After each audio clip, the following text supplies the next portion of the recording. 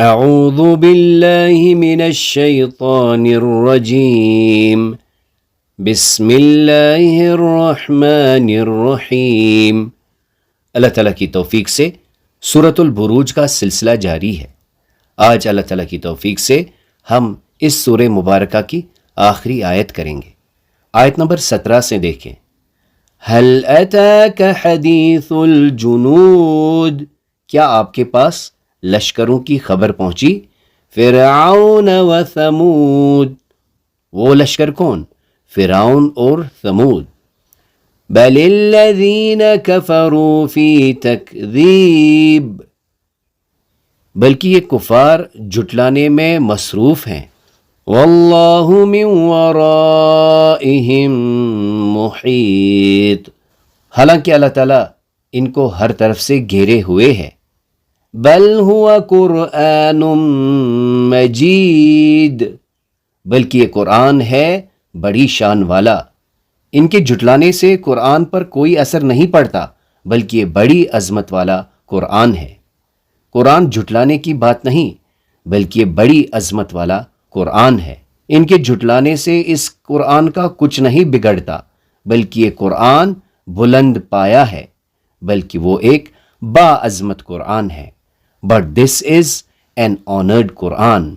Nay, but this is a glorious Quran. Indeed, it is a glorious Quran.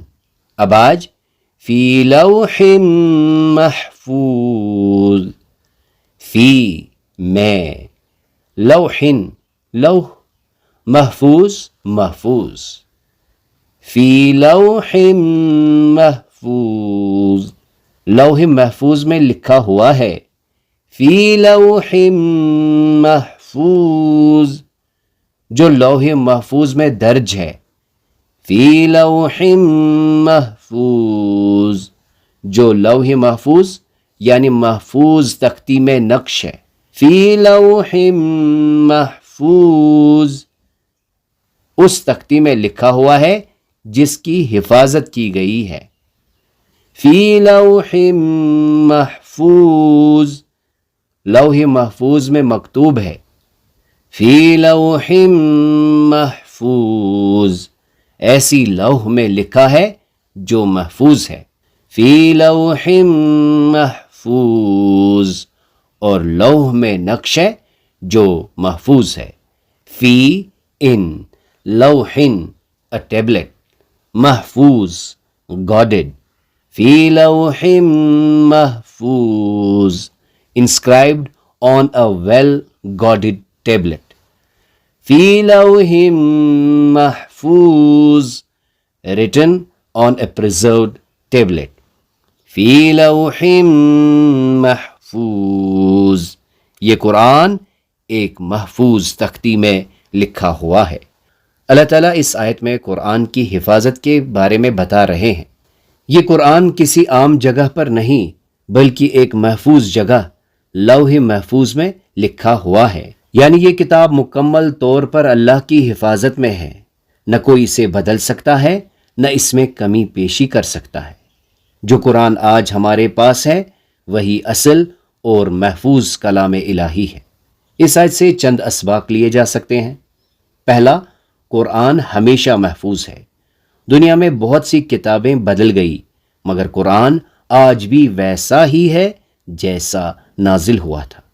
دوسرا، اللہ اپنی بات کو خود محفوظ کرتا ہے۔ یہ ہمیں سکھاتا ہے کہ جس کام کی ذمہ داری اللہ لے لے وہ کبھی ضائع نہیں ہوتا۔ تیسرا، ہمیں بھی قرآن کی حفاظت کرنی چاہیے، صرف کتاب کی نہیں بلکہ اس کے پیغام کو اپنی زندگی میں محفوظ رکھنا ہے۔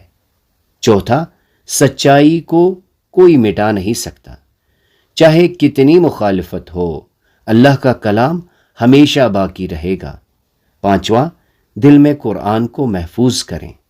سب سے بہترین حفاظت یہ ہے کہ ہم قرآن کو اپنے دل اور عمل میں جگہ دیں۔ یہ کتاب صرف کاغذ پر محفوظ نہیں، یہ اللہ کی حفاظت میں ہے، اور خوش نصیب وہ ہے جو اسے اپنے دل میں محفوظ کر لے۔ تصور، دعا اور احساس کے ساتھ پریکٹس کیجیے۔ فی لوح محفوظ، لوح محفوظ میں لکھا ہوا ہے، جو لوح محفوظ میں درج ہے. جو لوح محفوظ یعنی محفوظ تختی میں نقش ہے، اس تختی میں لکھا ہوا ہے جس کی حفاظت کی گئی ہے. لوح محفوظ میں مکتوب ہے، ایسی لوح میں لکھا ہے جو محفوظ ہے، اور لوح میں نقش ہے جو محفوظ ہے. inscribed on a well guarded tablet written on a preserved tablet. دعا کے ساتھ ہی گزرے ہوئے کل کا احتساب اور آنے والے کل کا پلان ہونا چاہیے. آئیے دعا کرتے ہیں کہ اللہ تعالی ہمیں عمل صالح کرنے کی توفیق عطا فرمائے. اللہم اجعل القرآن ربیع قلوبنا، اے اللہ قرآن کو ہمارے دلوں کی بہار، و نور صدورنا، ہمارے سینوں کا نور، و جلاء احزاننا، ہمارے غموں کا مٹانے والا، و ذہاب ہمومنا، اور ہماری پریشانیوں کو دور کرنے والا بنا دے. اللہم اجعلنا من اہل القرآن، اے اللہ ہمیں قرآن والوں میں شامل فرما. وارزقنا تلاوتہ، اور ہمیں اس کی تلاوت، و فہمہ، اور اس کی سمجھ، والعمل بہ، اور اس پر عمل کرنے کی توفیق عطا فرما. سبحانک اللہم و بحمدک، نشہد ان لا الہ الا انت، نستغفرک و نتوب الیک.